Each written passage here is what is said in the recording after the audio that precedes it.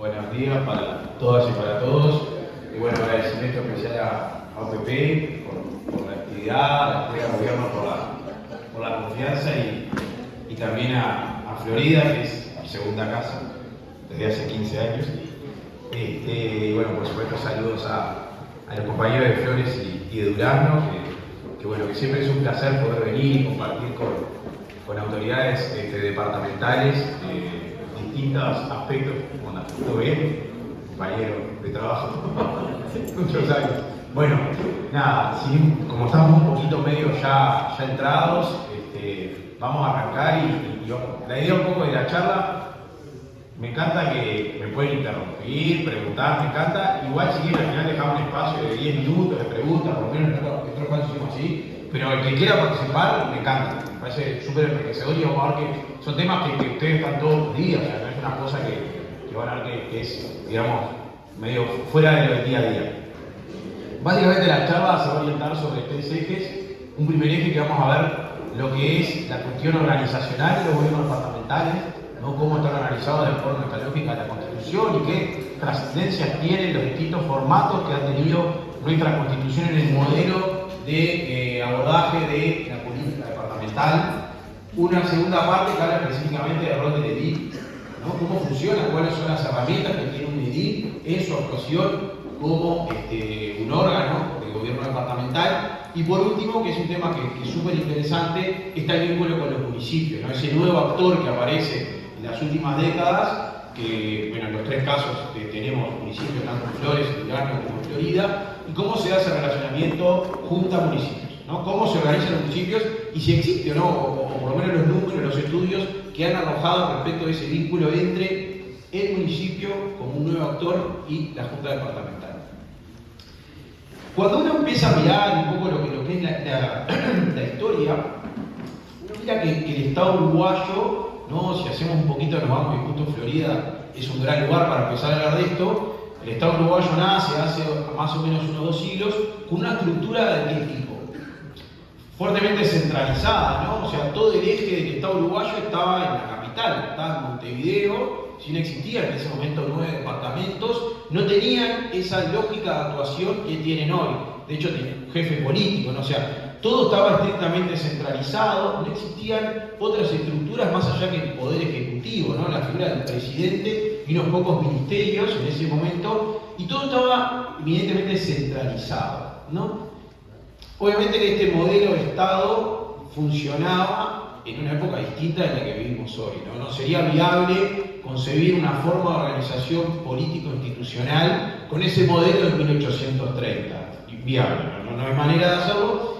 Entonces, en la medida que se puede dar la evolución de nuestras instituciones, empiezan a aparecer 2 grandes formas de organización de las entidades públicas en Uruguay.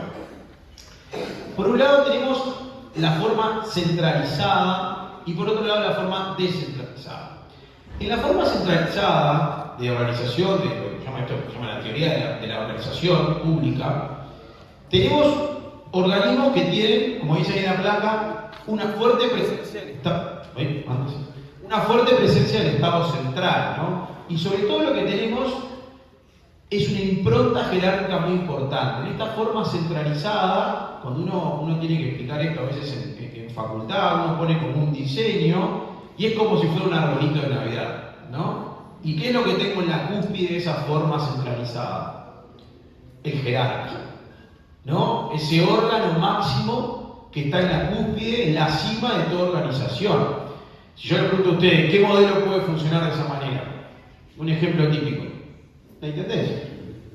¿No? En la intendencia, ¿yo qué tengo? Tengo un órgano cabeza, que es unipersonal además, que es el o la intendente, ¿no? Pasa lo mismo en un ministerio. Pasa lo mismo en el Banco República. Pasa lo mismo en la ANEP, en ACE. O sea, todos los organismos internamente tienen una cabeza, ¿no? Una cúspide, un órgano jerarca, y de eso derraman las distintas direcciones, dependencias, áreas, unidades, etc. ¿Y qué es lo que las une a todas estas unidades? Las une la jerarquía, ¿no? Ese vínculo de mandato desde arriba hacia el de abajo, ¿no? El intendente baja una directiva que instrumenta al director, que instrumenta la división, que instrumenta el área, etc., etc. Y si uno mira, cualquier organismo para adentro tiene esa forma de actuación. ¿No? Yo siempre tengo un órgano jerarca máximo, que podrá ser un órgano jerarca unipersonal, un intendente, o poder como el fiscal, como la fiscalía, que tiene un órgano máximo unipersonal, y después tenemos órganos que tienen colegiado, ¿no? Un directorio de un organismo, la Universidad de la República, el Poder Ejecutivo, la Corte, la Suprema Corte de Justicia, un montón de órganos que son de varios integrantes, las juntas departamentales, por ejemplo. Frente a este modelo, y acá sí que está bueno como que hablar, a veces empezar a ver un poco la historia, ¿no? Este modelo típicamente centralizado, a comienzos del siglo XX, empieza a tener problemas, sobre todo en ese modelo centralizado del Poder Ejecutivo. ¿Qué es lo que pasa a partir del principio del siglo XX? Uruguay, ¿qué empieza a hacer? Empieza a crecer, ¿no? El aparato estatal empieza a crecer, ¿no? Indudablemente, en Uruguay uno mira la historia de los organismos y se encuentra que en 1896 se crea un banco público, acá, frente a la plaza, ahí tenemos el mundo, ¿no? Y se crea colonización, se crea ANCAP, se crea UTE, se crea el hipotecario, o sea, empiezan a aparecer nuevos organismos, nuevas entidades, el Estado empieza a asumir cometidos, ¿no? Empieza a hacer directamente actividades propiamente desde la administración. Y ese modelo centralizado, sobre todo en esa figura del Poder Ejecutivo, se empieza a resquebrajar. O sea, no era posible manejar este enorme paquete de actividades desde Montevideo y sobre todo desde el Poder Ejecutivo.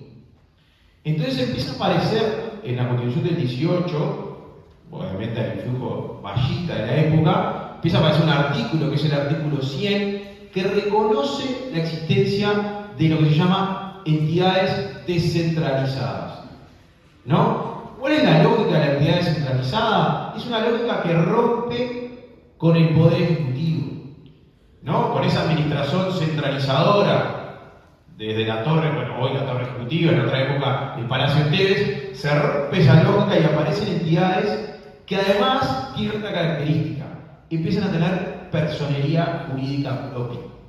Una personalidad jurídica de la persona del Estado, distinta y especial.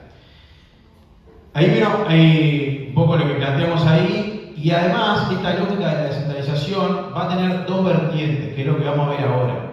Empieza a tener una descentralización por servicios y una descentralización territorial, que ya preexistía en la Constitución de 1830, pero que a partir del siglo XX empieza a tomar otro cariz, que vamos a ver ahora, cuáles son esas características que tiene esa descentralización territorial.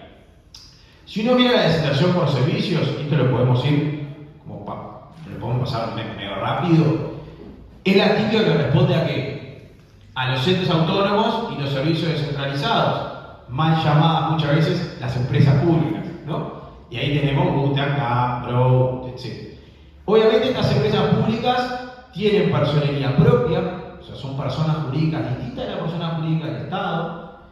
Además, tienen una gran autonomía, actúan en forma autónoma, pero tienen un contralor desde el Poder Ejecutivo, ¿no? El directorio de UTE no hace lo que quiere todo el tiempo. Le reporta al Ministerio de Industria, que le reporta al Poder Ejecutivo. O sea, no, el Banco Central lo mismo. Va a hacer política monetaria y financiera, pero va a tener un teléfono directo con el Ministerio de Economía, no va a hacer lo que tenga ganas. Y así todos. Son autónomos, pero tienen un vínculo de control. Un control que después uno rasca más la Constitución, se encuentra que el presupuesto se lo aprueba el Poder Ejecutivo, que el estatuto de los funcionarios se lo aprueba el Poder Ejecutivo. Entonces son autónomos, pero claro, tampoco tanto, ¿no? O sea, la cuerda es larga, pero la cuerda existe, digamos, no está suelta. Frente a esta lógica de la descentralización por servicios, típicamente de los entes autónomos y los servicios centralizados, aparece otra descentralización, con unas lógicas totalmente diferentes. Esta descentralización por servicios que veía recién, ¿a qué apunta? Apunta a actividades específicas, ¿no? En todos los ejemplos, ahí está la placa, UTE. ¿A qué se dedica UTE? Generar, transmitir, transformar, distribuir, suministrar energía eléctrica. El Banco de la República se dedica a actividad bancaria, el Banco de Seguros a actividades de seguros, o sea, son nichos específicos de actividades puntuales. ACE se dedica a brindar servicios de salud. Frente a esta lógica de especificidades, aparece una lógica de descentralización totalmente distinta, con otros razonamientos, que es la lógica de quién, de los gobiernos departamentales. Es una lógica diferente, totalmente distinta y con fundamentos diferentes de descentralización. Esa lógica, además, es interesante que se repite un punto, y ahí es interesante, al igual que ocurre con las entidades centralizadas por servicios, en los gobiernos departamentales, que es lo que tengo también, personería jurídica. ¿No? Los gobiernos departamentales son personas jurídicas de derecho público. Siempre uno pregunta, ¿cuántas personas jurídicas de derecho público hay en el ámbito territorial en Uruguay? Pregunto, ¿cuántas? 19. Hay 19 que responden a los 19 gobiernos departamentales. ¿Y quién es la persona jurídica? No es la intendencia. Es el gobierno departamental de Florida, el gobierno departamental de Flores o de Durazno, que vamos a ver ahora que se nuclea de dos sistemas orgánicos, la intendencia y la junta, pero la persona jurídica es una sola. Esto de las personalidades jurídicas es un problema enorme en la Constitución, ¿no? Uno pone siempre el ejemplo que yo bueno, dejé el auto en la casa de mis suegros, pero si hubiera parado acá en la puerta, o ahí frente al almacén, ahí súper de Judas, yo con la quina ahí, si hubiera parado ahí y salgo y estoy chocado. Me chocaron y me chocó una camioneta que dice municipio de Santi Grande. Pero bueno. ¿A quién le tendría que.? No me quiere pagar el alcalde, no me quiere pagar el alcalde de Santi Grande. Y yo digo, bueno, tengo que hacer un juicio. ¿A quién le tendría que hacer una demanda yo? ¿Quién sería mi contraparte? No, bueno, ¿y quién es el gobierno departamental? El gobierno departamental de Florida es el dueño de la camioneta. Si en vez de ser una camioneta del municipio de Santi Grande, es un camión del ejército, ¿quién es mi contraparte? El Estado. El Estado uruguayo, porque la persona jurídica es el Estado, el ministerio no es una persona jurídica. Me va a contestar la jurídica del ministerio, ¿no? Porque me van a decir, no me van a hacer cargo de este muerto ustedes, no me van a cargar nosotros, ¿no? Pero por eso es importante distinguir las personas jurídicas. Si quiero una camioneta de EPS, va a ser el EPS, no va a ser el Estado uruguayo. O sea, eso con esas divisiones que a veces para quien no está en el Estado, como están todos ustedes, a veces es más difícil para la gente entender cómo funcionan las personerías del Estado. Pero volviendo a la cuestión de territorial, entonces tenemos 19 departamentos y acá es importante tener en cuenta que estas lógicas de desarrollo de la cuestión territorial en Uruguay, hay obviamente que tenemos la Constitución de 1830, ya lo reconoció, había 9 departamentos en aquella Constitución, se fueron extendiendo hasta la creación de Flores. Tuvimos 19 departamentos, como tenemos ahora. ¿Saben cómo se crean los departamentos? ¿Qué dice la Constitución? ¿Se pueden crear nuevos? No estamos tasados en 19. Se crean por ley, por mayoría de 2/3, para la creación de una nueva gobierno departamental. Hace muchos años que no aparece en la foto de esta discusión, pero los más veteranos me han contado que en algún momento se planteó la creación de un departamento en Canelones, dividir Canelones a la mitad, el departamento Solís, que correspondía a la franja costera del departamento, que si uno mira Canelones, tiene lógicas distintas, ¿no? O sea, tenemos un departamento más rural, si se quiere, un departamento más costero, se planteó en algún momento y se hubiera salido, se hubiera una mayoría de 2/3, y podría el día de mañana haber un departamento nuevo, obvio, en el mismo territorio, ¿no? Seguramente se comería parte de algún departamento. No sé que invadamos otro país, cosa que no la veo, vamos a mantener siempre el mismo territorio.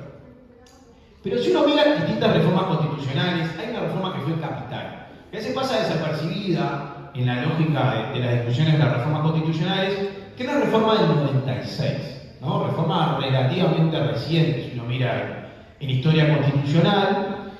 Y esta reforma tuvo 4 hitos muy importantes en materia de gobierno departamentales. El primer hito es el más conocido. ¿Qué es lo que se hizo a partir del 96?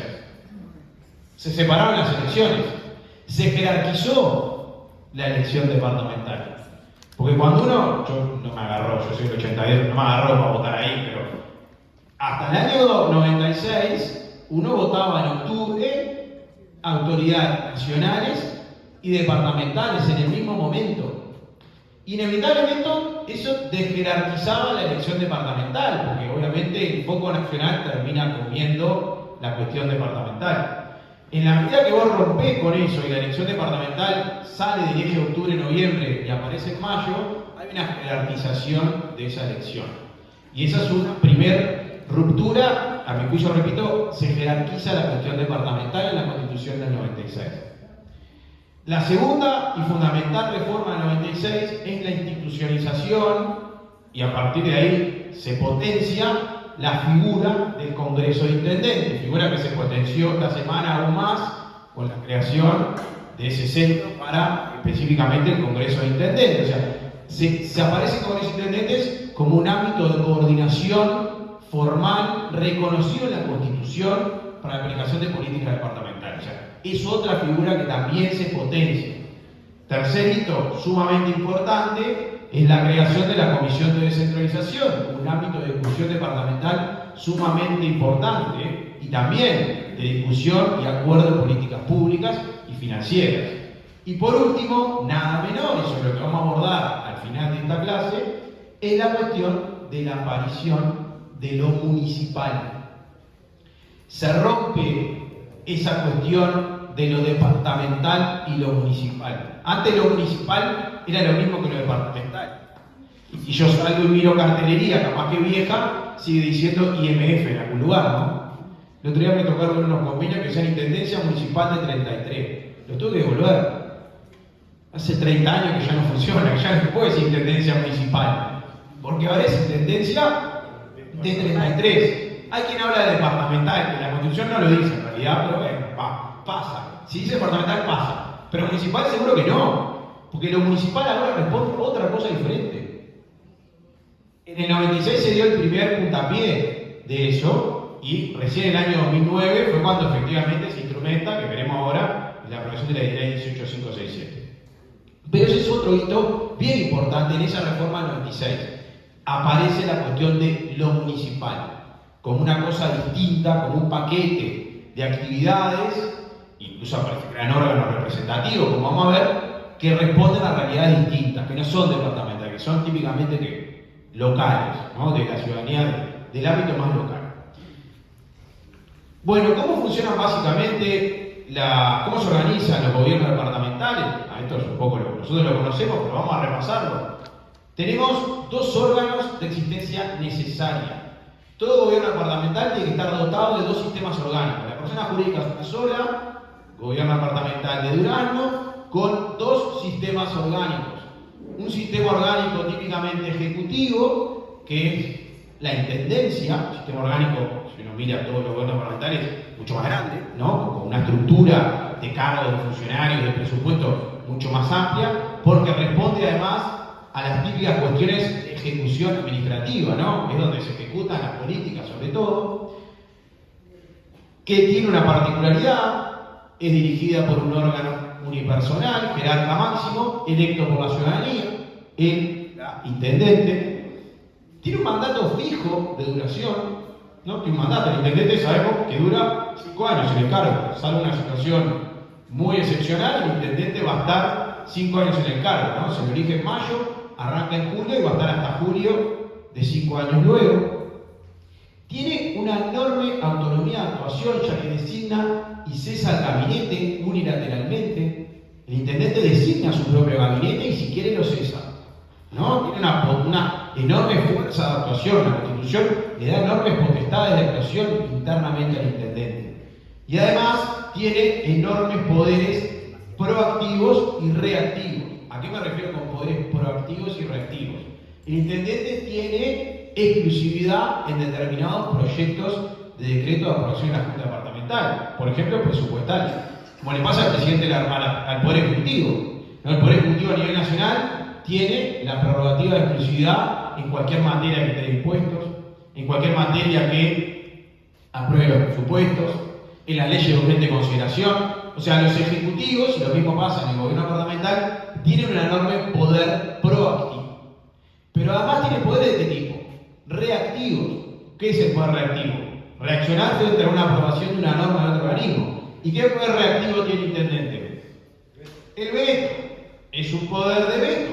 lo mismo le ocurre al presidente de la República también, el Ejecutivo. Tiene poder de veto. O sea, si uno mira, ¿no? Así, lo más desde afuera posible, ve que el intendente es una figura superpotente dentro del ámbito departamental. Frente a esta figura, este sistema orgánico de intendencia, tenemos el sistema orgánico junta departamental, con competencias de qué tipo. Típicamente de legislativa, las típicas competencias parlamentarias, y de contralor, ¿no? Son las dos grandes competencias que tiene la Junta Departamental.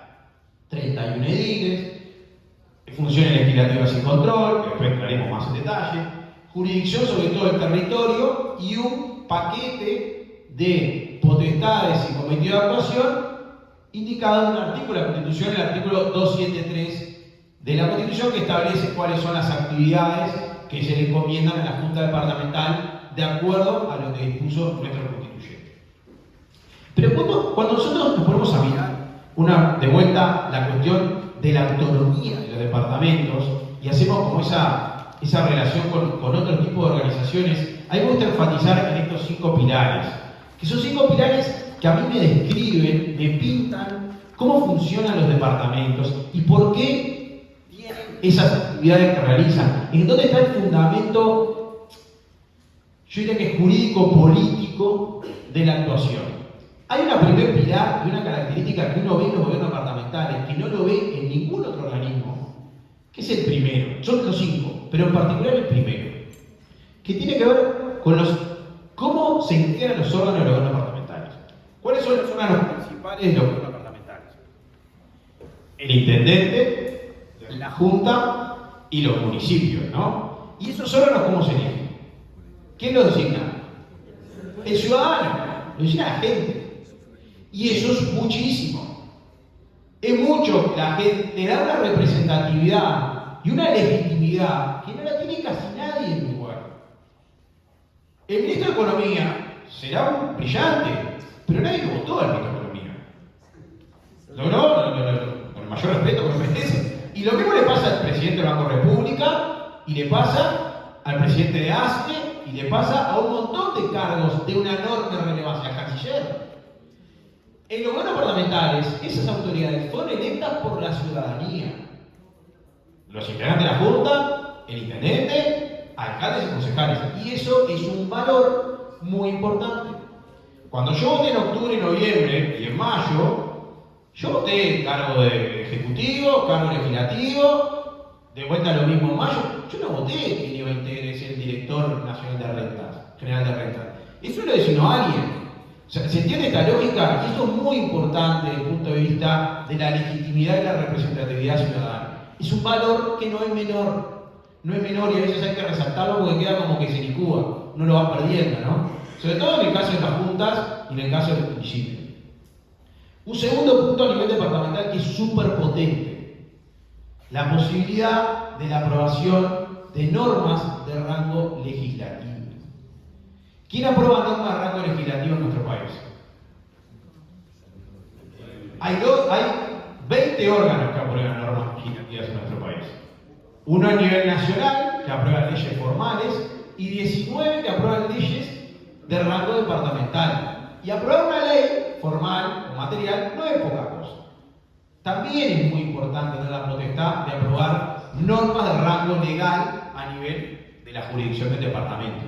Porque esto después nos lleva a una cuestión que es súper discutida a nivel doctrinario y docente de derecho constitucional, que es todo el tema de la limitación de los derechos.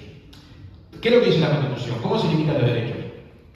Por ley. No, lo dice en el artículo 7, lo dice, ¿no? Serán limitados por razón de interés general. Pero ahí hay discusión si eso solamente lo puede hacer la ley formal o la ley material. O sea, pero si uno empieza a mirar que a nivel departamental, es cierto que obviamente la Junta Departamental no puede limitar el derecho a libertad, ¿no? No puede limitar el derecho a la vida, por supuesto, es una locura que la Junta Departamental aprobara un decreto que limita el derecho a la vida o al trabajo. Pero cuando uno empieza a mirar, dice, bueno, pero ojo, el derecho de propiedad no tiene limitantes a nivel departamental. Si yo tuviera un terreno acá, ahí, yo qué sé, no sé, al lado de la vía, y voy a levantar un edificio de 30 pisos, una super torre, ¿puedo? No lo tengo, ojalá tuviera. ¿Puedo? No, no puedo usar y gozar de mi derecho de propiedad en forma libre. plan de rendimiento que no me permite a mí hacer lo que quiera, cuando quiera, donde quiera. ¿Y qué es lo que está haciendo la Junta? Está limitando mi derecho de propiedad en alguna medida, ¿no? Y yo tendré que respetar los barigos, y tendré que respetar las distancias respecto de la vereda, o sea, no puedo hacer lo que quiero. Hay limitantes de derechos que se dan también a nivel departamental. Y eso también es un valor muy importante. La posibilidad de aprobar normas de rango legislativo en la jurisdicción departamental. Un tercer pilar, también, que uno solo lo ve a nivel nacional o departamental, es la posibilidad de crear tributos. Crear nada más y nada menos que imposiciones coactivas sobre la ciudadanía para recaudar recursos financieros. ¿Quién no puede hacer eso? Las juntas y el poder legislativo, nadie más. Nadie. La Universidad de la República no me puede aplicar a mí un arancel que me empieza a cobrar. O no lo puede hacer el Ministerio de Economía solo. Lo va a hacer o el Parlamento mediante una ley que cree impuestos, o lo va a hacer el gobierno departamental dentro del paquete previsto donde en el 297, ¿no? Está la Constitución, aparece la patente, aparecen otras tasas. O sea, la posibilidad de crear tributos es otro poder muy importante que tiene el gobierno departamental. Después tengo un cuarto pilar, también sumamente trascendente, que es la cuestión financiera. Los gobiernos departamentales se aprueban su propio presupuesto. Se lo aprueban el presupuesto de la intendencia con la remite el intendente, aprueba la Junta, el decreto de la Junta lo aprueba la Junta directamente, y eso solo le pasa al gobierno departamental. Ni el Poder Ejecutivo se lo tiene que mandar a otro órgano, que es a otro poder, nada más y nada menos, para que se lo apruebe. Los entes autónomos, industriales y comerciales se lo tiene que mandar al Poder Ejecutivo para que se los apruebe. O sea, esa es otra poder autonómico que tiene el gobierno departamental, que es aprobarse su presupuesto. Cierto que después van a haber partidas de rentas generales que hay que discutir con el gobierno nacional, por supuesto. Pero desde el punto de vista normativo, también tiene una norma de autonomía, que es la potestad de aprobar su propio presupuesto. Y además, en las rendiciones modificables. Y por último, hay una cuestión que a veces pasa como media desapercibida, pero que también es muy importante, la cuestión de la lógica departamental, que es la cuestión de los actos administrativos, o sea, las decisiones que adopta administrativas la Junta y la Intendencia. Las decisiones que adopta la Junta y la Intendencia no son revisables por ningún jerarca, porque no hay un jerarca que las revise. Eso no le pasa, por ejemplo, a los servicios centralizados. Si al Gobierno Nacional no le agrada una decisión que adoptó el Intendente de Flores, o la Intendencia adoptó adjudica una licitación, y el Gobierno Nacional dice, che, qué bacana se mandó Flores. No está bueno eso acá, pero la verdad que no era la empresa que había que adjudicarlo. Y el Poder Ejecutivo, de orina en bolsa, no va a pasar nada. Jurídicamente no pasa nada. Pero si en vez de ser el Poder Ejecutivo, la Intendencia de Flores, fuera Antel, sí puede ser el Poder Ejecutivo. Por razones de legalidad puede revocar. Hay un jerarca, ¿no?, que desde afuera le va a poder modificar la voluntad. Y eso a nivel departamental no pasa. Nadie puede dar vuelta a una decisión que adopten las autoridades departamentales. ¿Solamente cómo se podrá dar vuelta? Bueno, si voy a jugar al TCA, Tribunal de Acusación Administrativo, y es ilegal esa decisión, la persona va, recurre, presenta una acción de nulidad y se revoca una sentencia dictada por un tribunal de 5 miembros. Bueno, ahí sí, porque es ilegal. Pero por razones de mérito, por razones de decisión política, nadie le va a poder dar vuelta a una decisión. Eso también es un poder muy importante, que a veces yo pienso que enfatizo en esto porque a veces todo esto pasa como desapercibido. Y son 5 pilares que son sumamente importantes que me van pintando la cuestión de cómo funciona, qué poderes tienen los gobiernos departamentales, agarrando ese librito verde, ¿no?, la Constitución, nada más que eso, no estoy diciendo nada que no esté ahí. Esto es interesante, esta gráfica, me gusta a veces, voy a mechar esto con alguna gráfica ahí que voy metiendo. Esto es un estudio que se hizo a nivel de la Facultad de Ciencias Sociales, es el Local Autonomy Index, que lo que analiza a nivel americano son los poderes de autonomía que tienen en distintas áreas de actuación las autoridades departamentales, ¿no? Esto compara en toda América, ¿no?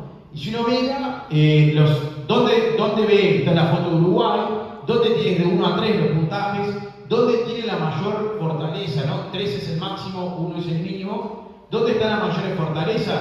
Y bueno, si uno mira dónde están las fortalezas de acuerdo a los estudios, bueno, en la política pública es muy alta, es casi 3, Después tengo autonomía fiscal, lo que hablábamos recién, ¿no? Tiene un puntaje muy alto las autoridades departamentales uruguayas porque tienen autonomía fiscal muy fuerte, autonomía financiera, lo mismo también, y autonomía organizacional, cómo se organizan para adentro, ¿no? Los gobiernos departamentales tienen una autonomía casi absoluta en cómo organizan sus oficinas, sus estructuras, sus divisiones. O sea, nadie de afuera le va a poner cómo tiene que organizarse.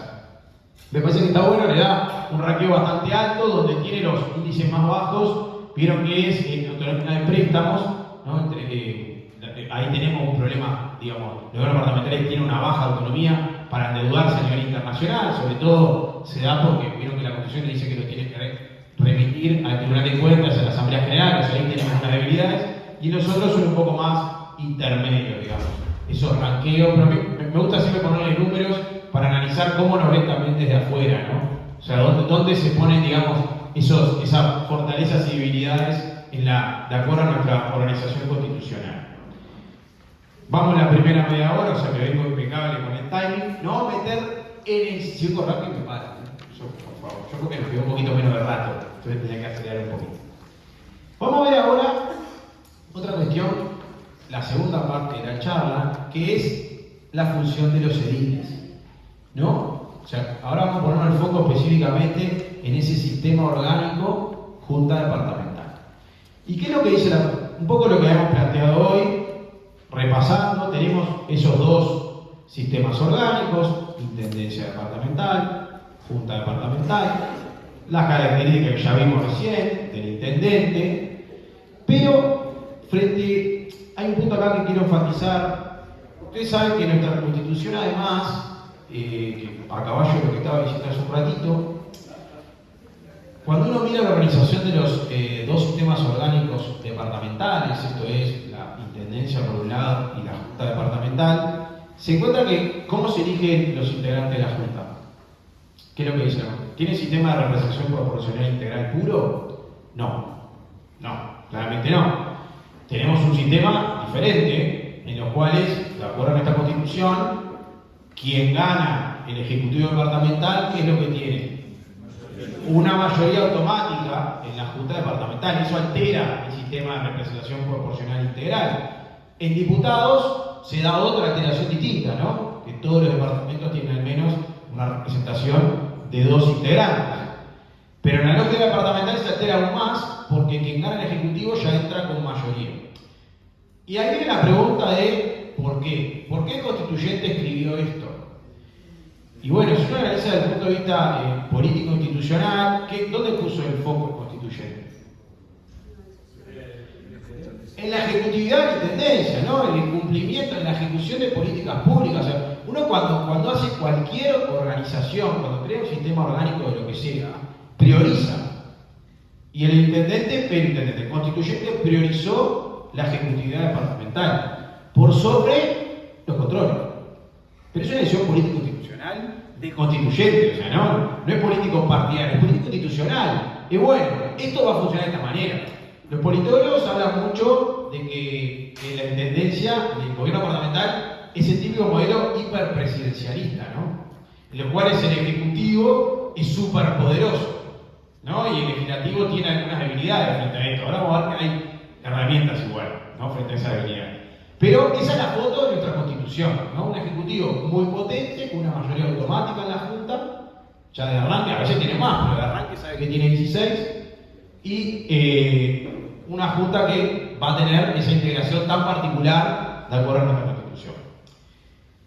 ¿Cuáles son los roles de la Junta, ¿no? Si uno mira el 273, dice, bueno, ¿cuáles son los grandes ámbitos de actividad que tiene la Junta departamental, los caracteres sustantivos que tienen las juntas departamentales?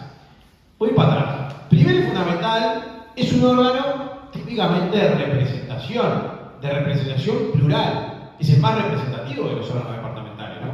Con esta particularidad que estoy diciendo, así todo es el que representa más los distintos lemas en el departamento. Las opciones políticas del departamento las veo representadas en la junta departamental, cosa que en los ejecutivos no ocurre, ni a nivel departamental ni a nivel nacional.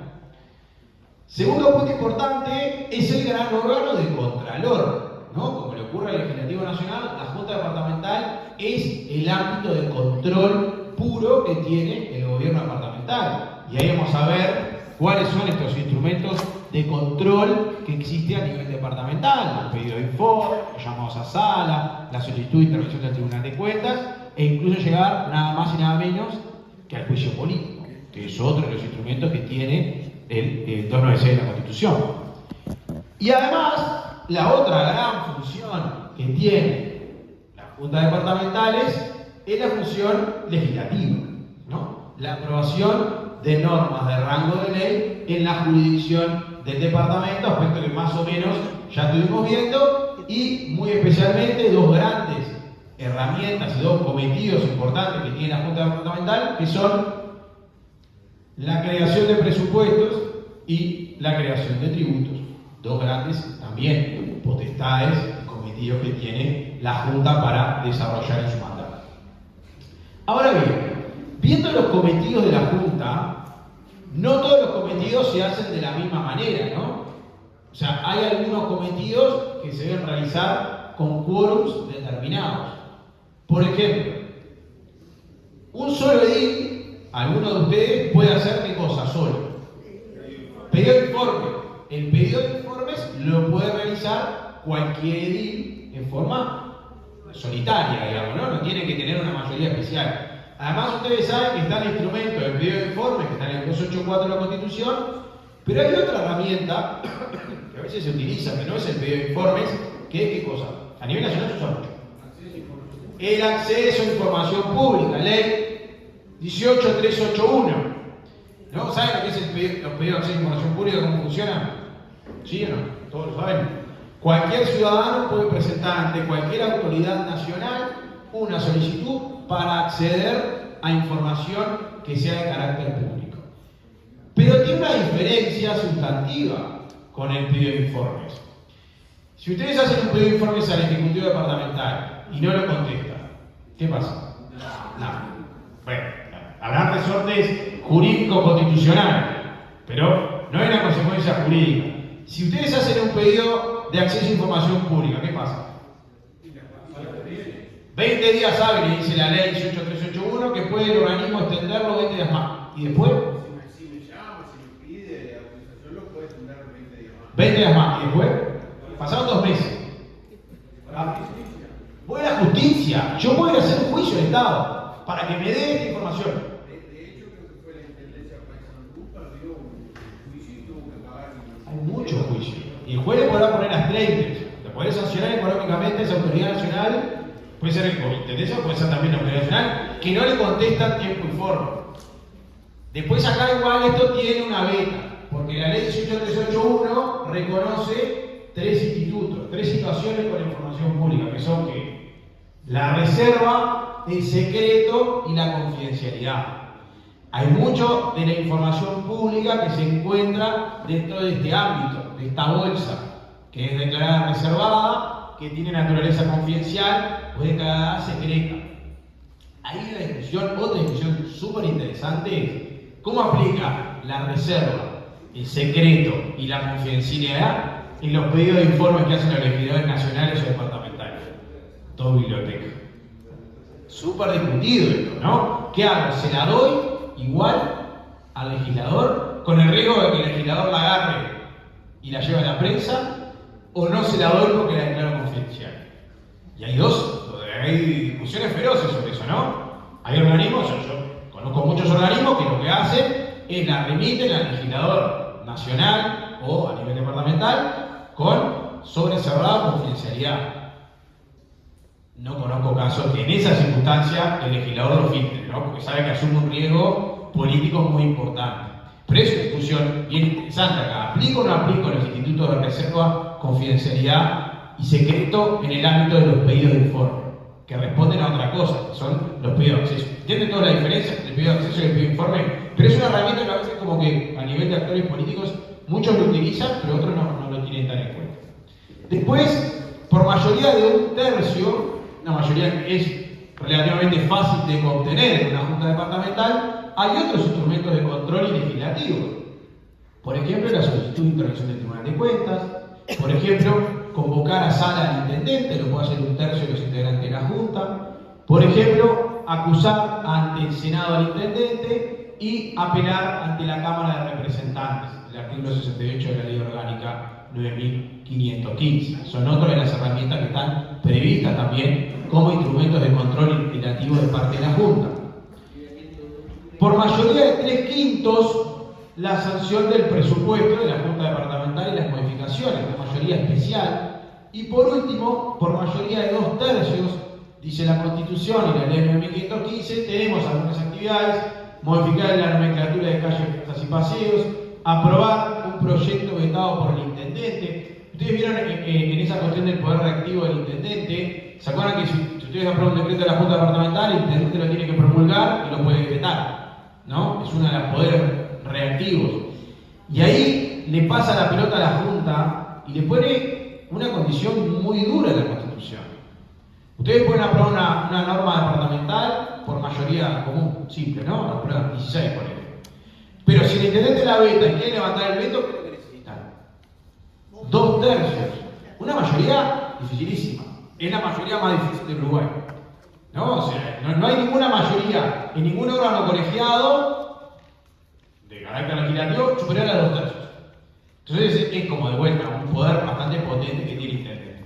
Y por último, también otra de las previsiones de los 2/3, contratar préstamos que excedan un periodo de gobierno, ¿no? Préstamos, yo le agregaría la placa, empréstitos o fideicomisos también, ¿no? En el caso de Florida me consta que tiene un instrumento de fideicomiso que fue aprobado por una duración superior a un periodo de gobierno, fue aprobado por 2/3 de la Junta. Porque básicamente, ¿qué es lo que dijo el constituyente? Si yo me voy a endeudar con superioridad del mandato, ¿qué es lo que quiero? Un respaldo político más amplio, ¿no? Que en la aprobación de esa decisión de endeudar la próxima administración, o la otra capaz, tenga un respaldo político que no solamente sea el propio de la autoridad departamental ejecutiva actual, que supere un número de voluntades políticas más amplia que ese de 16. Es lógico lo que dice el constituyente, tiene una razonabilidad si uno mira esta cuestión constitucional. Esta placa es súper interesante. Esta placa responde a un estudio que les cuento que se hizo a nivel de la Facultad de Ciencias Sociales. Es un estudio que se hizo durante 2024 y sobre todo 2025, que se analizaron. Es un estudio que abordó 5 gobiernos departamentales, ninguno es acá, así que se tranquilo. Se eligieron 5 gobiernos departamentales que respondieran a la realidad del país, digamos, desde el punto de vista sociocultural, económico, productivo, y se les solicitó que contestaran a esos gobiernos departamentales cómo era la tasa de respuesta ante los pedidos de informes, ¿no? O sea, los pedidos de informes de los legisladores departamentales, ¿cómo se había dado esa respuesta? Acá no tienen nombre, se llaman A, B, C, D y E. Son 5 gobiernos departamentales. 2 no contestaron siquiera, o sea, que llamaron, ni contestaron siquiera esa solicitud que les hizo de información sobre cómo daban los pedidos de informes. Pero 3 de ellos contestaron, y miren los números que dieron. La Intendencia A, de 302 pedidos de informe en el quinquenio, contestó solamente 108. O sea, un 38% de los pedidos de informe que hicieron los ediles contestó esa Intendencia. La Intendencia B, de 170 pedidos de informe, tiene un porcentaje mucho más alto, 71%. Y la Intendencia C, que es la Intendencia más grande, tuvo 833 pedidos de informe, la Intendencia del Este, puede ser, contestó 482 pedidos de informe, o sea, un porcentaje más intermedio. ¿Qué es lo que me demuestra esto? Que las realidades son muy heterogéneas, que no hay una lógica única. Yo no sé cuál es el número de las 3 gobiernos departamentales que están acá en la sala, porque no estuve más en este estudio, ninguno de los 3, pero lo que quiero mostrar es que las respuestas dependen de cada departamento. Hay departamentos con porcentajes cercanos al 80%, ¿no? Como en este caso el 71%, y departamentos con respuestas muy bajas. Por ejemplo, un 36%, un tercio. Es un número demasiado bajo como respuesta a una herramienta de control muy importante que tienen las autoridades departamentales de la Junta. O sea, es una tasa relativamente baja. Y a esos 5 estudios que se hizo, se les consultó respecto del otro gran instrumento que tienen los ediles departamentales, que es el llamado sala. ¿No? El llamado sala, dice, bueno, en el caso de la Intendencia A, de 12 llamados que se aprobaron, fueron 8 al intendente y 4 alcaldes, o sea, todos los llamados se aprobaron. En el caso B, se propusieron 2 en todo el quinquenio y 1 solo se aprobó, que fue un alcalde, ni siquiera el intendente. Ahí en ese caso la oposición ni siquiera alcanzaba un tercio, entonces tenía un serio problema para poder generar estos llamados a sala. En el caso C, de una sola solicitud que se presentó, no se aprobó por la Junta. Y en los casos D y E, ni siquiera se llegó nunca a hacer una solicitud. Está ahí, en uno de los casos tiene 27 ediles del oficialismo. Entonces ahí la oposición prácticamente no tiene casi posibilidad de usar instrumentos de control. No, tiene únicamente el pedido de informe, porque ni siquiera, nunca llega a reunir un tercio para poder activar alguno de los otros instrumentos de control. Vieron acá que es interesante, voy para atrás, me quedo esto pendiente, el tema del juicio político, ¿no? La apelación ante la Cámara de Representantes y los llamados a sala. Vieron que la Junta puede citar al intendente, pero también citar a los municipios. Por supuesto, los directores, por supuesto, o sea, digo intendente en el aparato de intendencia, pero también puede citar a las autoridades municipales. E incluso, y esto es súper discutido, hubo un caso hace unos años, puede hacerle juicio político a un alcalde. Hubo un caso, que lo escucharon alguna vez, de un departamento del litoral, Soriano, en el caso Soriano, hubo un juicio político a un alcalde. ¿Qué? Mira, usted lo dijo el compañero, ya se establó, lo dijo el compañero. Esto es súper discutido, porque si uno mira el 296 de la Constitución, no refiere a los integrantes de los municipios, refiere únicamente a quién, al intendente. No habla, es la ley 19272, la ley del municipio que vamos a entrar en un minuto, la que dice, a esto se da aplicación el 296, a los alcaldes y concejales también.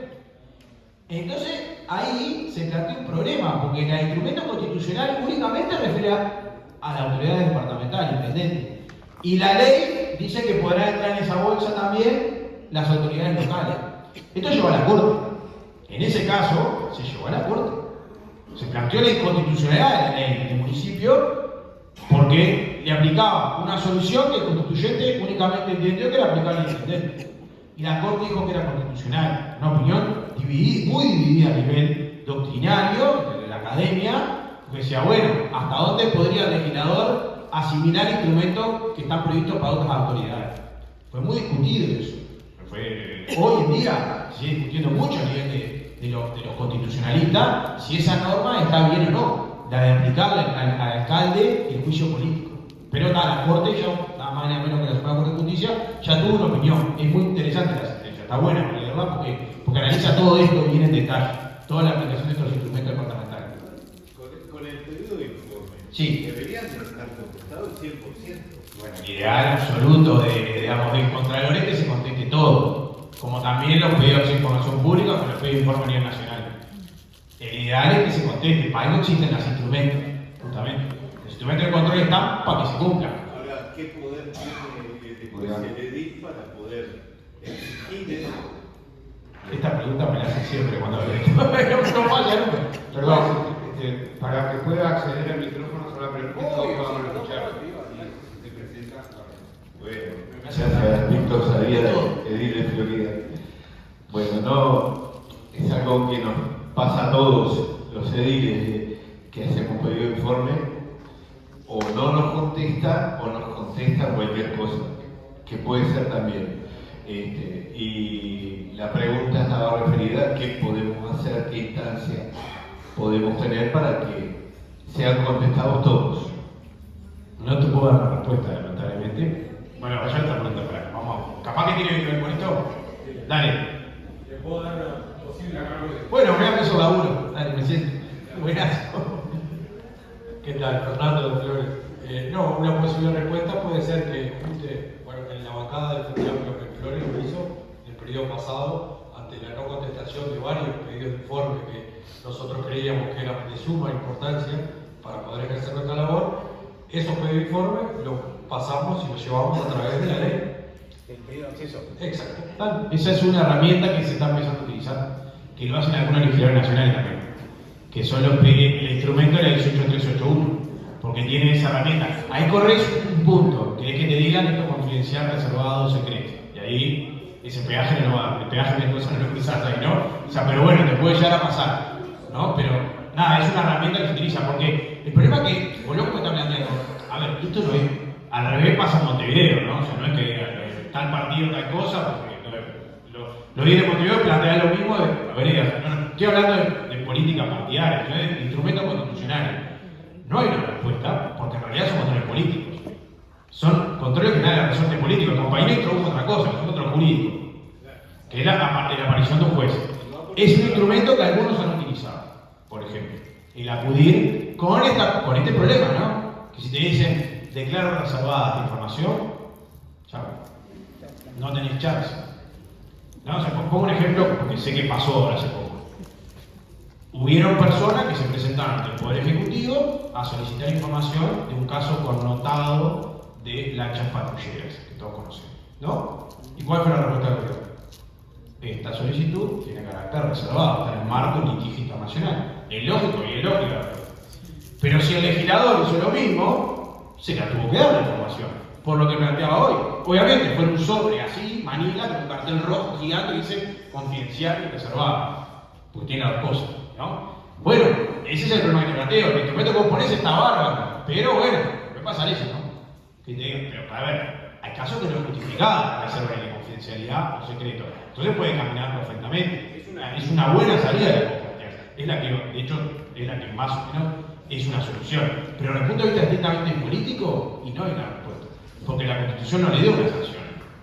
Hay muchas normas, esto nos lleva a un tema de filosofía del derecho, ¿no? Que es las normas que no tienen sanción, ¿no? Aquellas normas que plantean una disposición, pero no hay una respuesta jurídica frente al no cumplimiento de la norma. Pasa mucho con las normas que tienen que ver con la actuación de los organismos públicos. Te pongo un ejemplo clásico. Se observa el gasto y se reitera. ¿Qué pasa? Nada. Trabajé como 10 años, no me cuenta, puedo hablar con propiedad. Nada. Para la Asamblea General, para la Junta Departamental, para todo eso, se guarda, no pasa. No, bueno, y no hay una sanción, porque el constituyente no le puso una sanción. Y eso como planteamos, también.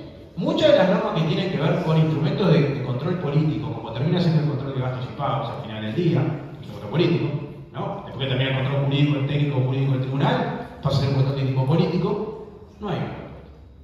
Porque la lógica del constituyente fue no establecer una sanción, ¿no?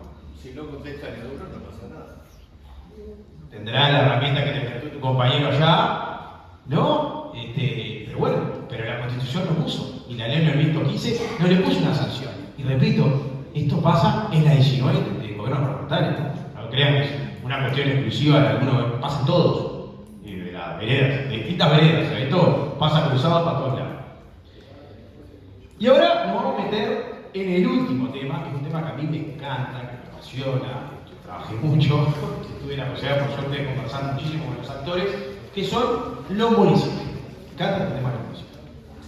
Porque esto tiene mucho que ver, porque fue un poco, los municipios le pegaron una patada a la mesa tradicional de la organización de los gobiernos departamentales, ¿no? Desde que se crean los gobiernos departamentales, siempre nosotros tuvimos básicamente los dos actores, la Intendencia y la Junta, y aparecen estos nuevos actores en el 96, que no es en el 96, que es en el 2009, que despegan, mueven la estantería, ¿no? Aparecen y cambian mucho de la forma de actuación que había hasta el siglo XX en nuestro país. Ustedes, como vimos recién, la Constitución, la reforma del 96, dijo muchas cosas, entre ellas crea la materia municipal, la separa de la materia departamental y además hace otra cosa. Si uno lee la Constitución, dice que habrá autoridades locales en la Constitución y será la ley la que va a tener que decir cómo se van a integrar esas autoridades locales. La Constitución no dijo que los consejos son colegiados de 5 miembros, los consejos municipales. Dijo autoridades locales. Podía perfectamente el constituyente establecer que autoridades locales unipersonales, un alcalde, ¿no? Otro cargo que le ponga otro nombre. Pero fue la ley la que creó que estas autoridades locales sean como colegiadas de 5 miembros, elección, representación proporcional integral. El más votado además va a ocupar un cargo especial que tiene un nombre especial que se llama alcalde, que además es rentado, a diferencia de nosotros. O sea, es un colegiado. Pero cuando uno mira además la ley, hay que empezar a ver cómo se queda. Solo un poquito de historia. Ustedes saben que en la ley, bueno, recordaron la siguiente, en la ley, la Constitución del 96 da el puntapié inicial a la creación de los municipios, pero ¿cuándo se crean los municipios? 13 años después. La última ley de la primera administración Vázquez es la creación de los municipios. Una ley dificilísima, que tuvo un apoyo muy importante del gobierno nacional, pero también de actores de ese momento de la oposición, sobre todo uno de los grandes impulsores fue el senador Botana, uno de los grandes impulsores. Después uno mira a Cerro Largo, entiende por qué fue uno de los grandes impulsores, el gran impulsor de la ley de municipios. ¿Y por qué fue tan difícil de aprobar esta ley? Porque a nivel departamental todo es difícil. Aprobar normas nacionales con incidencia departamental es muy complejo. Tan es así que nuestra ley 9515, ¿no? La vieja ley orgánica municipal, hoy, que hay que cambiar el nombre, pero ya no es municipal, los gobiernos departamentales, es como una vaca sagrada. Tiene casi 100 años, 90 años, ¿no? O sea, estamos hablando de una ley de 90 años que si uno la mira, tiene muy pocas modificaciones. Y usa términos de otra época, ¿no? Tengan la hablado mil veces, términos que ya no existen. Y temas que ni toca, porque en esa época no se tocaban, ¿no? Y unas intendencias que se dedicaban a otras cosas. Hoy las intendencias hacen mucho más de lo que dice la ley de 9515. Pero lo que quiero decir es que aprobar normas legislativas de rango departamental es muy bravo, porque se requiere consenso muy complicado. Pero se llegó 13 años de discusiones, montones de proyectos, se llega a la ley 9515, que nos da ustedes deben haber visto 1000 veces el mapa ese que tienen los compañeros PP, un mapa precioso que tiene todos los municipios. Y si uno mira ese mapa, ¿qué es lo primero que ve? Me tocó hace un par de años dar una charla de municipio con un colega y amigo español y le mostré el mapa y casi se muere. ¿Qué es lo primero que me dijo cuando vio el mapa? ¿Qué les parece? No, está lleno de vacíos. No está todo el territorio uruguayo municipalizado, ¿no? Miren el mapa de Brasil. Todo el territorio de Brasil está municipalizado. Todo el territorio de España está municipalizado. El Uruguay no. ¿Pero cómo dicen así? No lo pueden municipalizar, no lo entienden. Porque la lógica de municipalización del Uruguay es diferente. En Brasil el municipio es más grande que Uruguay. El municipio de Altamira, en el estado de Pará, es más grande que Uruguay. Tiene 200.000 kilómetros cuadrados, 220 y pico. ¿No? Una selva, ¿no? Pero bueno, pero es más grande en tamaño que Uruguay. Esa es una primera nota caracterizante de los municipios de Uruguay. Responden a una lógica distinta. El foco no está en el territorio, está en qué cosa. ¿Qué es lo que dice el artículo 1 de la ley? En la población con identidad propia, con elementos que justifican la creación de estructuras políticas selectivas, ¿no? O sea, la lógica no está en el piso, está en la gente, ¿no? O sea, es una lógica diferente la de la ley 18567, hoy 19272, respecto de otras lógicas de distribución territorial. Por eso nos lleva a ese mapa tan raro que tiene Uruguay. Y justo acá tengo 3 departamentos que tienen poco territorio. Si uno mira los mapas de Durango, Flores y Florida, son mapas con poco territorio municipalizado, ¿no? Estos departamentos tienen mucho más. 3 tienen todo. Montevideo, Canelones y Maldonado. Y otros tienen mucho, como Cerro Largo, como Colonia, como Salto y Paysandú. Pero justo en este caso tenemos 3 departamentos que tienen relativamente poco territorio. Y esa es una particularidad, una primera particularidad de nuestra lógica municipal, que no responde a una distribución del territorio, sino que le da respuesta a unas lógicas ciudadanas, ¿no? La estructura de identificaciones que justifiquen la creación de estructuras políticas, etc.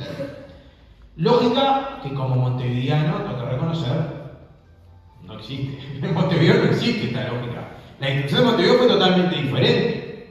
Y tengo 8 municipios que nuclean poblaciones internamente totalmente distintas. Yo vivo en el municipio E, es un municipio que nuclea Flor de Maronia y Carrasco, ¿no? O sea, son 2 barrios con características socioeconómicas y culturales que no tienen nada que ver. O le ocurre, por ejemplo, al municipio E, que tiene Santiago Vázquez, que es casi como una ciudad aparte, y el Cerro, Casaboba, o sea, barrios totalmente distintos. Entonces en Montevideo, yo esto es como que está, hay 19 departamentos para analizar. En Montevideo no entremos porque lleva una clase aparte. Pero esa es un poco la razón que está detrás de esta cuestión de la ley de municipio. Pero ¿qué es lo que dijo el legislador? El legislador dijo, bueno, todas las localidades que tienen al menos 2.000 habitantes son un municipio, ¿no? Hay una mano ahí, ¿estás para levantarla? Compañera, sí. Ah, no, como estaba, pensé que quería. Bueno, tenemos entonces toda localidad de más de 2.000 habitantes, ¿qué es? Es un municipio. Eso es la creación en piso legal. ¿Se acuerdan que la ley 18567 decía 5.000? Eso se redujo a 2.000 en la ley 19272, la ley actual de municipios. Pero además se pueden crear municipios de otra manera. Por ejemplo, en la ley, artículo 16, la Junta podrá crear municipios por iniciativa del intendente, por una presentación de un 15% de los inscritos en esa localidad, o directamente por iniciativa de la propia Junta, salvo donde en la capital departamental, que ahí no puede por iniciativa, ni tampoco por iniciativa de la Junta o iniciativa de la ciudadanía. Dice además que se requiere una aprobación muy importante a nivel de la Junta de 2/3 para la creación de una autoridad departamental, de una entidad municipal, y como decíamos recién, en los casos de las capitales necesariamente se requiere la iniciativa privativa del intendente departamental. Esto nos lleva a algunas preguntas, por lo menos quiero que un poco matarlas.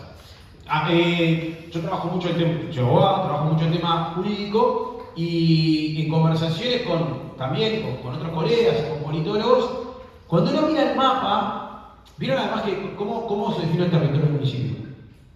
¿Qué es lo que lo define el espacio donde está el municipio? La circunscripción electoral, ¿no? La Junta va a determinar la extensión del municipio estará dado por la cantidad de circunscripciones electorales que están dentro de ese espacio. Hay algunos municipios que tienen una sola circunscripción electoral y otros que tienen muchas circunscripciones electorales. En Montevideo tiene muchísimas series de credenciales, para traducirlo de una manera más sencilla. Esto además trae muchos problemas. Me consta que los colegas de UPP vienen trabajando con otros organismos de hace muchos años en la determinación bien clara de los territorios, porque ustedes recuerdan que la ley electoral es del 27. Entonces, no era tan sencilla la determinación de los territorios en esa vieja ley que tiene casi 100 años. Entonces se viene afinando mucho la cuestión de los territorios, porque además el otro problema que se da ahí es que una cosa es lo que dice el papel y otra cosa es lo que pasa todos los días, ¿no? Y ese municipio termina abordando actividades que si uno mira el mapa y dice, bueno, mira que yo llego hasta ahí. Y decirle al vecino del otro lado que no lo vas a arreglar. Y eso afecta los recursos. Afecta mucho los recursos. Mucho alcalde, el año pasado estuvimos conversando con el alcalde y pateaban fuerte por este tema. Allá. No, bueno, buen día a todos. Una posible trampa a la ley, la definición de lo que es la capital departamental. Pongo un ejemplo concreto. Dale. Hay una iniciativa del departamento de Maldonado sobre un territorio que hoy está municipalizado bajo el concepto Maldonado, que quiere tener un municipio propio. Bajo la ley, en cuanto a iniciativa privativa del intendente de las capitales departamentales, es muy sencillo decirle a la ciudadanía no. Por tanto, también es un juego complicado la definición de capital departamental como municipios y la circunscripción electoral que abarcaría. Todos tenemos capaz que en nuestros departamentos, en los departamentos que tengan su capital municipalizada, algunos pueblos o barrios que están alejados a nivel de distancia de la capital o del casco urbano de la capital, pero que los incorporamos al municipio por cuestiones de descentralización o por cuestiones de administración o cuestiones o criterios históricos. Por tanto, ahí hay una forma también que tiene el intendente departamental o la administración del gobierno departamental para cercenar la posibilidad bajo lógica de centralismo, de descentralización o cuales fueran, ¿no? La capital es una cosa un poco más grande. Mirá, no es capital, pero yo tengo muchos amigos de Las Piedras. Todavía sufren la pérdida del 18 de julio. La perdieron, ¿no? Perdieron, o sea, se dio un municipio aparte hace poco y los pedrenses les duele. Perdieron una parte de su territorio y cuando se crea, se independiza. 18 de julio. Pero para que fue una pérdida. 18 de mayo, pero 18 de mayo, 18 de mayo, no sé por qué 18 de julio, porque se acostumbre la cara. 18 de mayo, que es como un barrio casi, Las Piedras. Para los pedrenses es un barrio, para los 18 de mayo En realidad llega a ser hasta el mayor tamaño que... es más grande, termina siendo más grande en el territorio. Pero el eje, ¿dónde está? El eje centralizador, en Las Piedras, o sea, en toda esa zona. Pero esto nos lleva a una segunda discusión que es muy interesante, que esto me lo adelantaron cuando discutimos con los españoles, ese cuento que les decía, y los políticos también que lo debatan. Yo voto en Montevideo, digo en el municipio de voto en el CH, no importa. Yo en mayo, ¿qué voto? Voto intendente, voto junta y voto integrante del Consejo Municipal, en ese caso CH. ¿Vos tenés experiencia acá en la ciudad de Florida? ¿O mi señora esposa? Sí. ¿Qué votaste? ¿Qué votaste en mayo? No importa el partido. ¿Qué órganos votaste? Intendente, junta Y hasta mañana. y junta electoral. Bueno, junta electoral está. Pero no votaste en principio. No, porque Bueno, eso nos da un cuestionamiento desde el punto de vista del ejercicio de derechos ciudadanos. Hay algunos ciudadanos que votan más órdenes, ¿no? Si se quiere, segundo y tercer nivel de gobierno, como se habla, y otros que votan uno solo. Y eso, desde el punto de vista del ejercicio de derechos, saco el foco de no, es cuestionable. O sea, depende de donde tenga mi credencial, si vos mañana decís, che, me vamos a Montevideo, y empiezo a votar en orden departamental y en orden municipal. O sea, es por lo menos discutible. ¿Se entiende lo que voy? O sea, algunos ciudadanos votamos un poco más y otros ciudadanos votan un poquito menos. Y si uno lo mira desde el punto de vista del ejercicio de derechos ciudadanos, me deja un símbolo de interrogante, no es difícil explicarle a alguien de afuera. Bueno, depende de tu credencial, votas un poco más o votas un poco menos. Por lo menos, para mí, es cuestionable. Después debatiremos si está bien o está mal. Y estamos hablando de capitales departamentales, o si fuera de Pueblo Gaña, o no sé, o de Berrondo. No voy a votar solamente a nivel departamental. ¿No? Y eso, repito, es por lo menos distinto. ¿Cómo se integra el Consejo Municipal? Esto es otro punto que es súper interesante. Yo algo lo adelanté. ¿Se integra en forma de qué tipo? Colegiado. Un colegiado de representación proporcional integral, donde un cargo se llama alcalde, los otros se llaman concejales, y hay que erradicar una palabra que se utiliza mucho a nivel de prensa, que es que alcaldía. No existe la palabra alcaldía. No se debe usar la palabra alcaldía. Porque además es una palabra que a mi juicio es tramposa. Porque ¿dónde pone el foco? En el alcalde. Y el legislador dijo, yo quiero una autoridad colegiada, que discuta un colegiado, que tenga naturaleza propia de colegiado. Entonces no me pongas el foco en el alcalde. Pero a veces nos pasa a nosotros. Por supuesto. Que llegamos al alcalde y no hay consejo que Te voy a decir, mira, cuando me tocó ir el año pasado una charla en Cerro Largo, estacionamos con un colega y amigo, fuimos a la charla y al lado nuestro estaciona una camioneta de un municipio de Cerro Largo. ¿Sabes lo que decía? Alcaldía de algo, ¿no? El propio municipio tiene un pegotín en la camioneta que decía alcaldía de. Terrible. Está mal. Y está mal porque desde lo conceptual está mal. Porque si yo digo alcaldía, me olvido que hay 4 personas que tienen cargos muy importantes que integran, que son elegidas por la ciudadanía. Entonces no es menor. Hay que erradicarla para el alcaldía. Por lo menos en la lógica de esta ley. Si mañana cambia, fenómeno. Pero hoy no hay que poner el foco en eso. Hay que hablar del Consejo Municipal. Está previsto en el artículo 9. Y además le asigna funciones diferentes al alcalde y a los concejales. Tengo por un lado que el alcalde tiene una función típica de jerarca del órgano colegiado, preside las sesiones, dirige la actividad administrativa, ordena pagos y además tiene la potestad de adoptar medidas urgentes. Ustedes saben que en el ámbito municipal, además, cualquier gasto que haga el municipio que requiere la anuencia del alcalde. ¿no? Las decisiones en el municipio se adoptan por mayoría, mayorías simples, pero si fuera un gasto necesariamente en esa voluntad mayoritaria tiene que estar la anuencia del alcalde. No puede ser un gasto del municipio que el alcalde haya votado en contra. Se tranca el gasto, no sale. Eso lo estableció específicamente la ley 19.272. Y además los concejales tienen sus cometidos propios, tienen potestad de contralor sobre la actividad del alcalde, tienen la posibilidad de proponer frente al municipio planes de desarrollo local, tienen además la posibilidad de colaborar con el alcalde y representar al municipio en casos excepcionales y que así se prevea, y además también tienen la potestad de pedir auxilio a la fuerza pública en caso de extrema necesidad.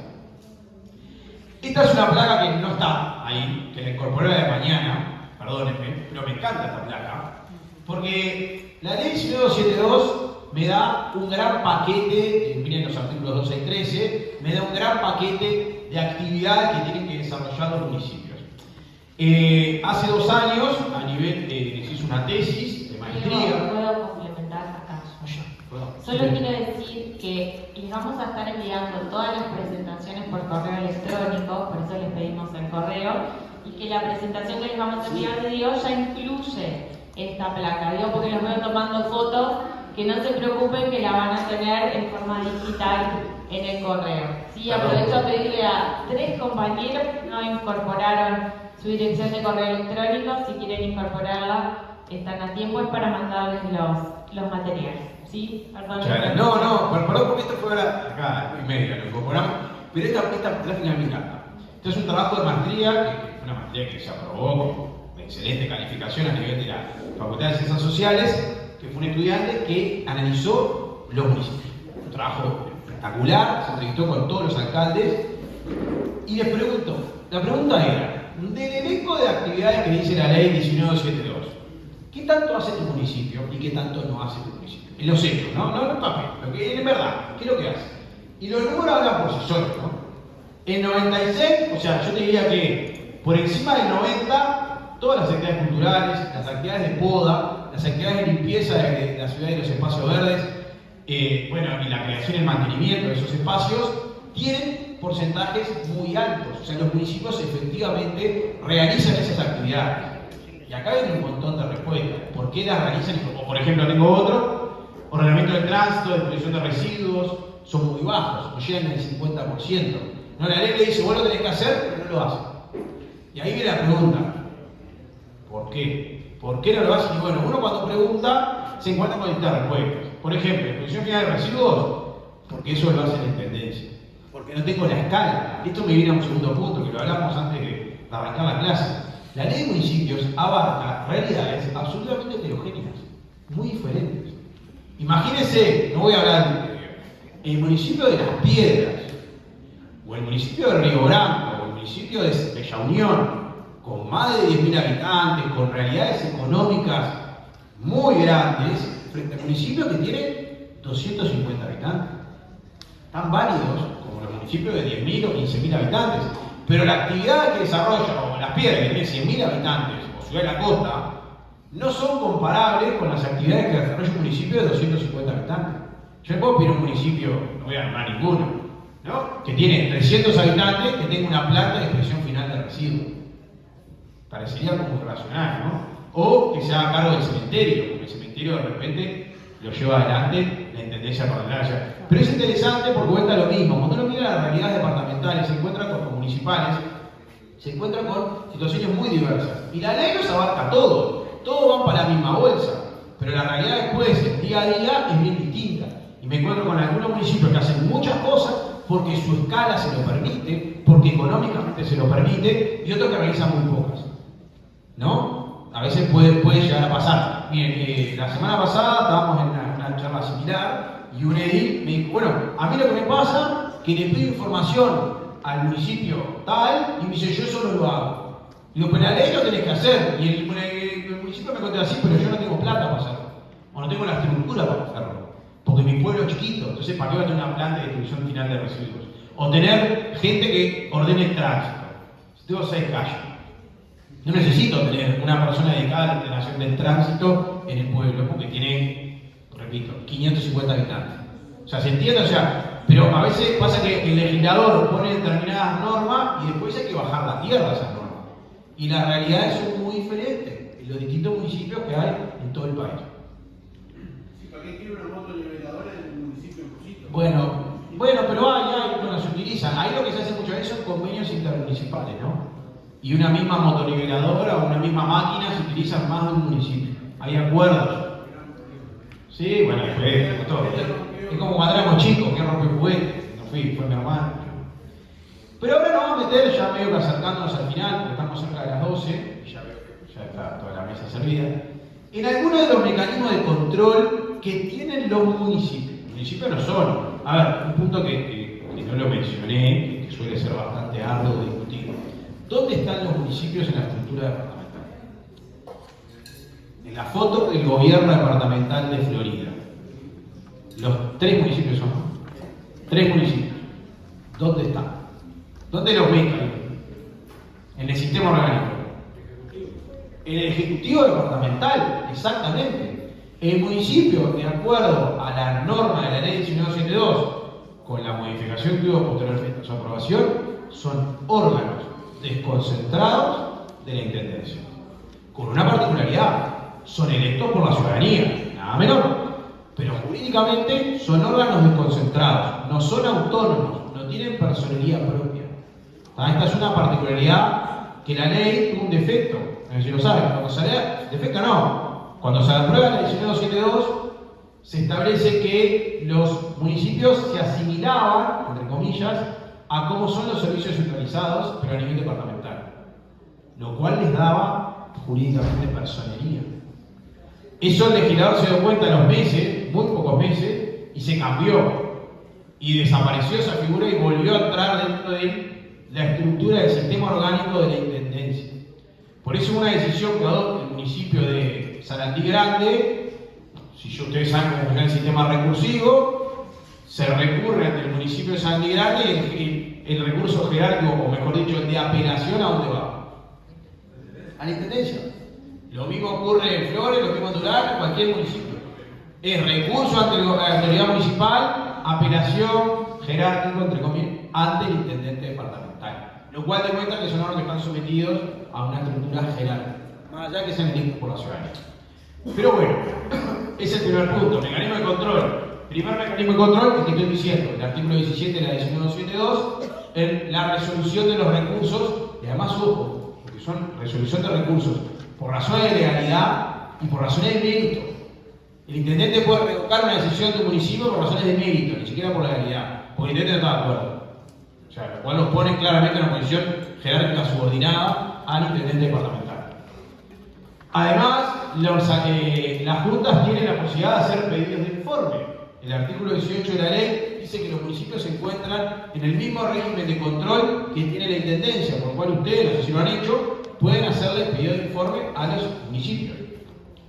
Otro instrumento, la 273 numeral 4, la solicitud de un tercio de ediles de la intervención del Tribunal de Cuentas. Otro instrumento más, el llamado a sala. El alcalde y los concejales pueden ser llamados a sala. ¿Lo han hecho alguna vez? ¿Se hace? Pero pueden hacerlo. Si quieren, pueden traer a sala al alcalde y los concejales. Pueden haber también comisiones investigadoras de nivel departamental para la actuación de un consejo municipal. Y por último, la discusión que les planteé hace un rato, la posibilidad del juicio político al alcalde y los concejales. Que para muchos está mal, la previsión de la norma, pero la Suprema Corte de Justicia entiende, en el caso de un compañero, de la República Gauchada, que era viable la posibilidad de iniciar un juicio político. Sí se puede, la Constitución entendió que era posible la aplicación de este instrumento. A nivel de recursos financieros, solamente doy un pantallazo y no me meto porque viene gente que sabe mucho más que yo de este tema más tarde, los colegas de OPP. Ustedes saben que los municipios tienen, de acuerdo al artículo 19 de la ley, tienen tres fuentes de ingresos o tres fuentes presupuestarias, las asignaciones del presupuesto departamental, lo que crea el FIN, el Fondo de Incentivo de la Gestión de los Municipios, tema que hablarán muchísimo en la tarde, y los casos de las donaciones y legados, que algunos municipios reciben donaciones y legados de los particulares. No mucho, pero a veces puede llegar a ocurrir. Y acá hay un punto que es bien interesante, que también es este análisis que hizo la Facultad de Ciencias Sociales, que les estaba contando, que lo que hizo fue consultar a las autoridades departamentales, algunas autoridades departamentales y municipales, sobre todo municipales, cómo era el relacionamiento con la Junta. ¿Cómo es el vínculo Junta-Municipio? Dejamos la intendencia al lado. Junta-Municipio, ¿cómo es ese vínculo? Y bueno, tenemos un porcentaje bastante alto de instancias de tipo formal, que municipios que reconocen que tienen instancias, un 61% dijo que tienen instancias formales con la Junta Departamental o con integrantes de las Juntas Departamentales. Un 15% reconoció que además, no son números sumatorios, ¿cierto?, que además tienen un vínculo de carácter telefónico fluido con integrantes de la Junta Departamental. Un 22% dijo: yo no tengo ningún tipo de relación con la Junta, jamás, nunca tuve ni hablé nada con la Junta Departamental.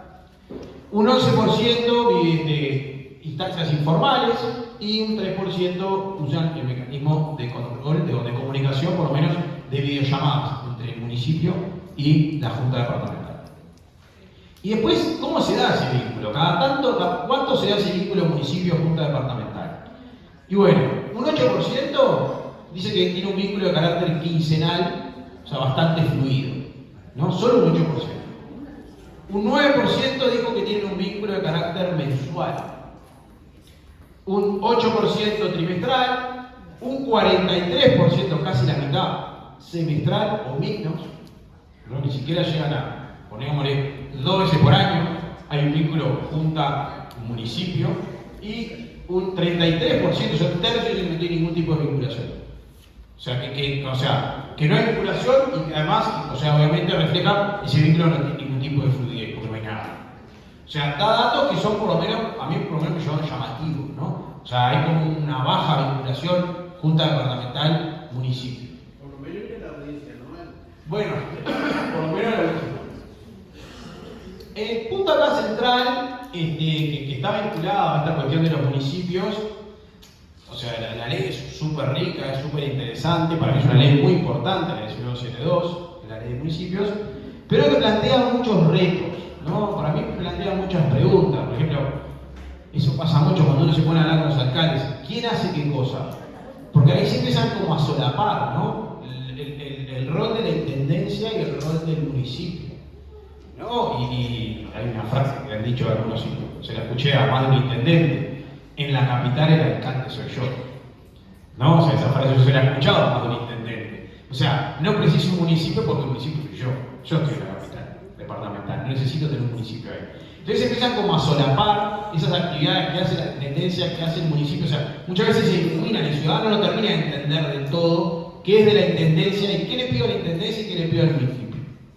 Por también esa gráfica que ponía hoy, ¿no? De que algunos municipios terminan no haciendo cosas que dice la ley porque no tienen escala para hacer. ¿Qué mecanismo de control? ¿Cómo se controla el municipio? ¿No? ¿Cómo hay dudas? No es tan fácil el control del municipio. Bueno, en estos temas que veíamos recién, la baja vinculación que había, por ejemplo, de algunas juntas departamentales con las autoridades municipales. Bueno, vinculado a la autonomía de gestión, un poco lo que hablamos hace un momento con la gráfica, y esto que planteé recién, que la ley además tiene algunos defectos, si uno la mira, que no define claramente, no habla de la materia municipal y lo hace en forma muy vaga. Lean la ley 172, el artículo 7, el artículo 2, el artículo 13, es como muy difusa. Muchas veces no termina de quedar claro. Cuando uno conversa con un alcalde, con un concejal, yo no tengo claro si tengo que hacer esto o no. Depende más o menos de lo que negocie con el intendente. O sea, no tiene instrumentos jurídicos del todo precisos la ley.